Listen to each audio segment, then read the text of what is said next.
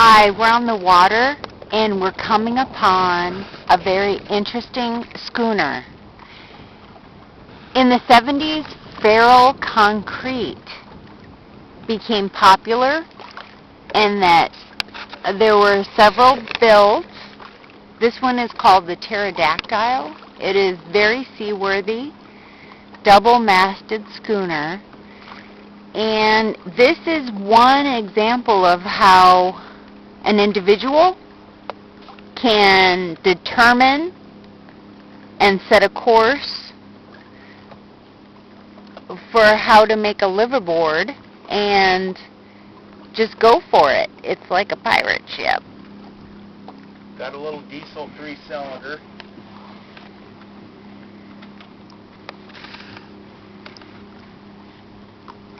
It can fly in the wind, 5 sails. I sewed the one that goes on the top with my little Bernina in their backyard on the ground. It can be done.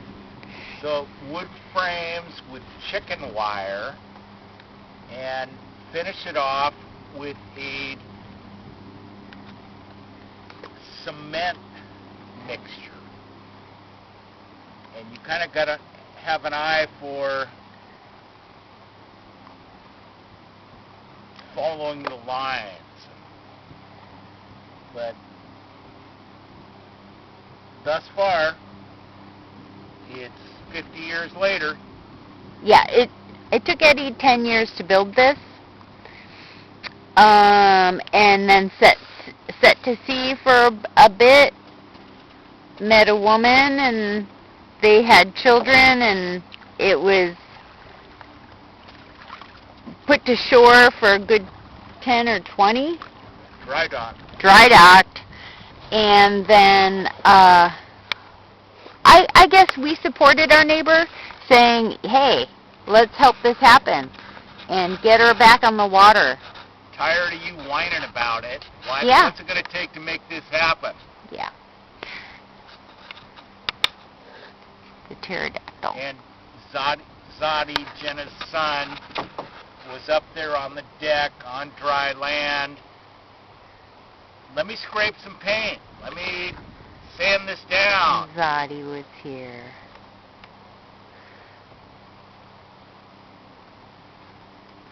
So when it finally got its diesel motor running, they pulled out of the marina, they went out in the water, they lifted the sails, somebody had a cannon on shore, and they fired off a couple of rounds out of the cannon to commemorate. Yep.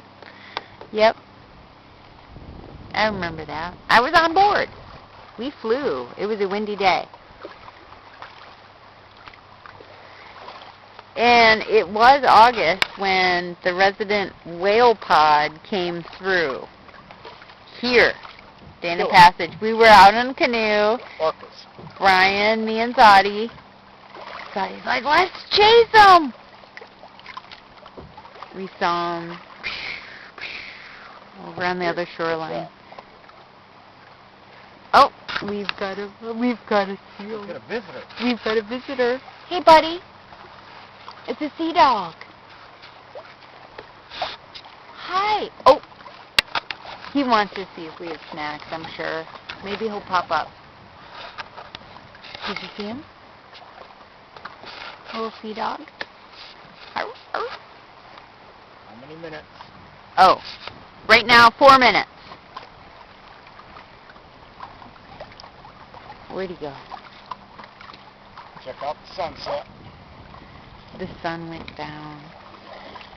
So nice out here.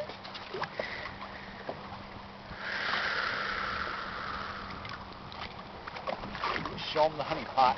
The honey pot.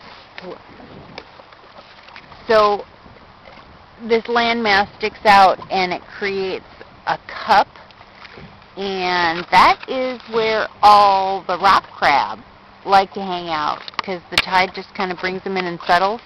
There is king crab out here.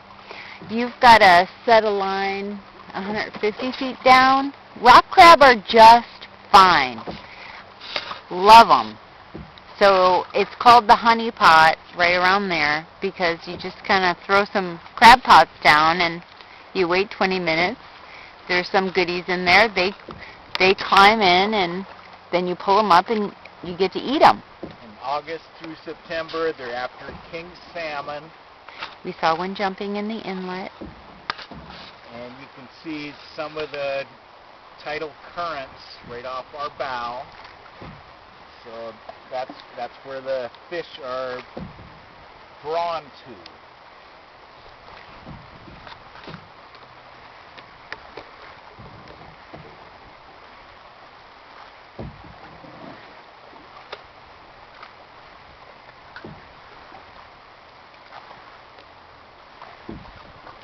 And then show a picture of the high bank waterfront.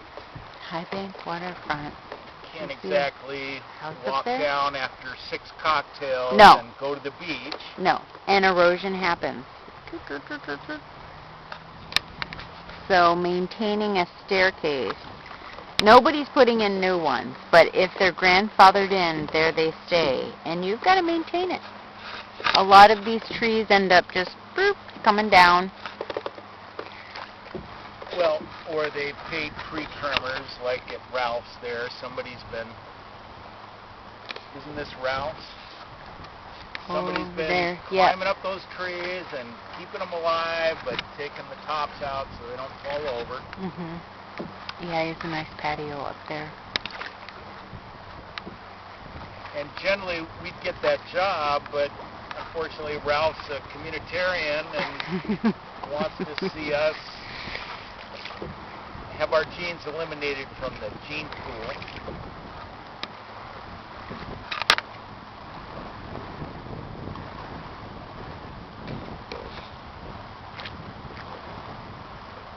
So this is Dana Passage.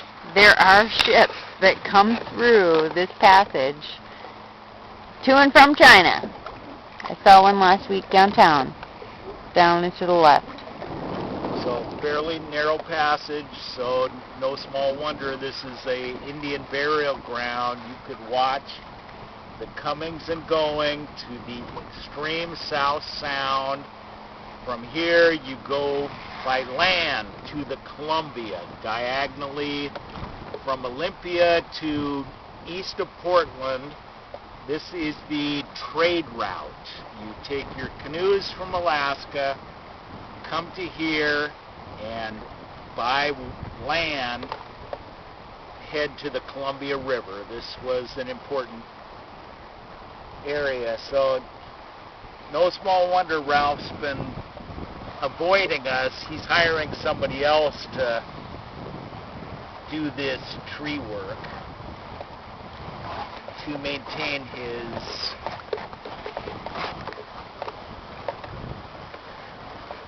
shoreline. Let the trees get too big, they fall over, like Jenna's about to do in the canoe.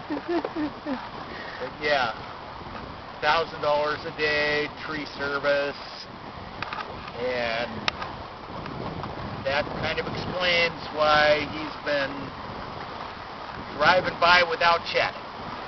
Yeah. So let's call this one a wrap. Okay, thanks for watching. And thanks for joining us on the South Puget Sound.